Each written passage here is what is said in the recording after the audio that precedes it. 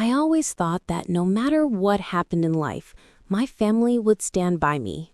I was wrong. On the day my father's will was being read, I sat in that lawyer's office and realized that my own family had already decided to erase me completely, long before my father even took his last breath. My name is Leela Hart, and this is the story of how my family cut me out of my father's will and how I made them regret it. My father passed away after a long illness. During his final days, I tried to visit him as much as I could, even though I lived in another city. My younger brother, Caleb, and sister Nora lived closer to him, so they spent more time with him. I never complained. I just wanted to be there for him in whatever way I could. After his death, we were called to the lawyer's office for the reading of the will. I was nervous but hopeful. I believed that even if my father wasn't emotionally expressive, he would at least treat all his children fairly. I couldn't have been more wrong. The lawyer started reading the will. He distributed the house, the savings, the land, and other assets between my mother, Caleb, and Nora. My name was never mentioned. Not even once. When the lawyer finished reading, the room fell into an uncomfortable silence. I looked at my mother, confused. "Mom," I said softly, "did he forget to mention me?" My mother didn't even look sad. She simply folded her hands and replied in a cold voice, "Your father made his decision, Leela. He didn't want to leave you anything. He said you had already distanced yourself from the family." Caleb leaned back in his chair and added with a smirk, "Honestly, it makes sense. You were never really around. Why should you get a share now?" Nora stayed quiet, but she was avoiding my eyes the entire time. I felt like the floor beneath me had disappeared. My own family had discussed this behind my back and decided to cut me out of everything. They didn't even have the courage to tell me before the will reading. I stood up slowly. My hands were shaking. "You all knew about this," I said, looking at each of them. "You planned this together." My mother finally looked at me and said, "We did what was best for the family. You made your choices when you moved away. Now you have to live with them." I didn't argue. I picked up my bag and walked out of the office without saying another word. As I stepped outside, I felt completely hollow. They had taken everything from me. The house I grew up in, the money my father had saved, and the last bit of trust I had in my own family. But what they didn't know was that I wasn't going to accept this quietly. I had already started making a move, and by the time they found out what I had done, it would be too late. After walking out of the lawyer's office, I drove aimlessly for almost an hour. My mind was blank, but my chest felt heavy. I had expected my family to be cold, but I never thought they would completely erase me from my father's will without even giving me a chance to speak. I eventually went back to my small apartment. As soon as I closed the door behind me, I sat on the floor and cried for the first time since my father's death. Not because of the money, but because of the betrayal. They didn't even have the decency to tell me beforehand. They let me sit in that office like a fool while they had already decided everything. That night, I couldn't sleep. Around 3 a.m., I sat up in bed and made a decision. If they didn't want me to have anything, then I would take it myself. The next morning, I contacted a real estate lawyer I had worked with once before. I asked him to find out the current status of the family house. He called me back in the evening with some shocking information. "Lila," he said, "your family has already started the process of selling the house. They've listed it with an agent and are planning to divide the money among themselves. But there's something else." He paused for a second before continuing. "The house has some legal complications. Your father had taken a loan against it a few years ago, and there are some pending dues. If they sell it quickly, they might not get the full market value. But more importantly, there's an old clause in your grandfather's original documents. If any heir wants to buy the property, they have the first right of refusal. I sat up straight. What does that mean? I asked. It means, he explained, that before your family can sell the house to an outsider, they have to first offer it to you at the same price.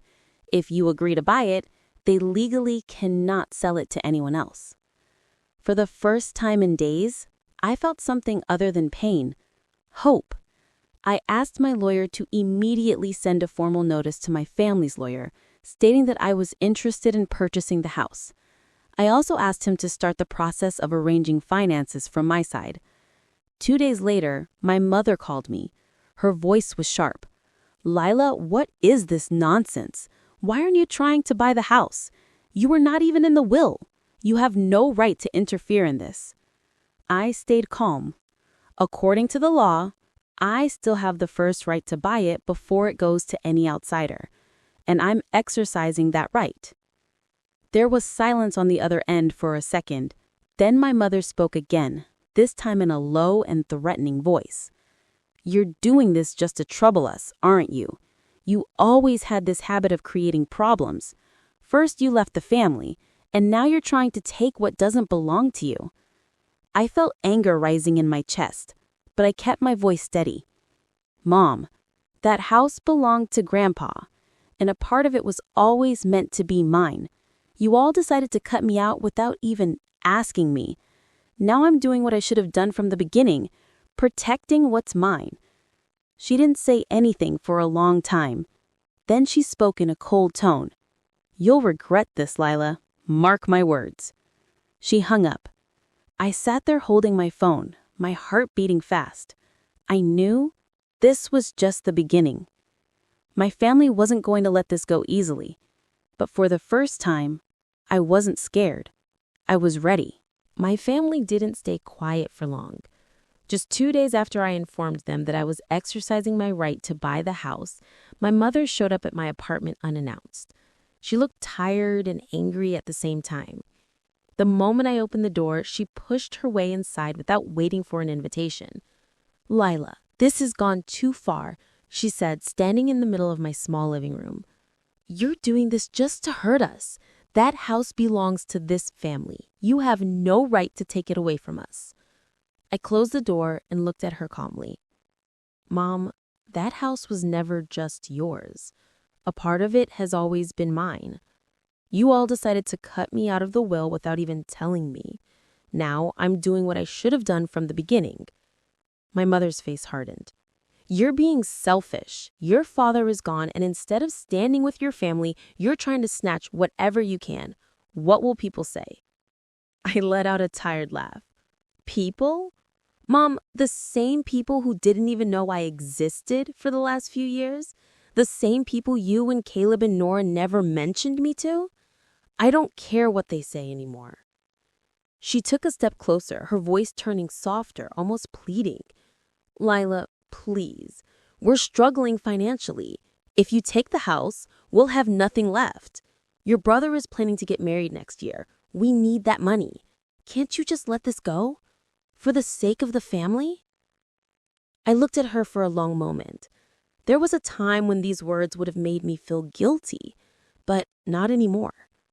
Mom, I said quietly, for years, I kept giving. I stayed silent. I let you all treat me like I didn't matter. And the one time I needed this family, you all decided I wasn't part of it. So no, I'm not letting this go. Not this time. My mother's expression changed. The softness disappeared and anger took its place. You'll regret this, she said coldly. Mark my words, you're going to end up alone. She turned around and walked out, slamming the door behind her. Over the next few weeks, my family tried everything.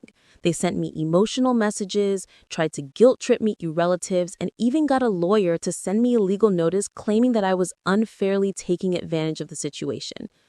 I handed everything to my lawyer and let him handle it.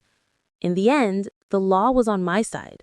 Since I had the first right of refusal, my family couldn't sell the house to anyone else without offering it to me first. And I was ready to buy it. 3 months later, the deal was finalized. I became the legal owner of the house my grandfather had built. the same house where I grew up, the same house my family tried to keep away from me. When my mother found out that the sale had gone through, she called me one last time. "You've destroyed this family," she said, her voice shaking with anger. "I hope you're happy."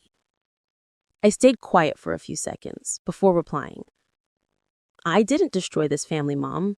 You all did that yourselves the moment you decided I wasn't worth anything."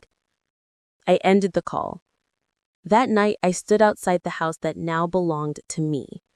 It felt strange.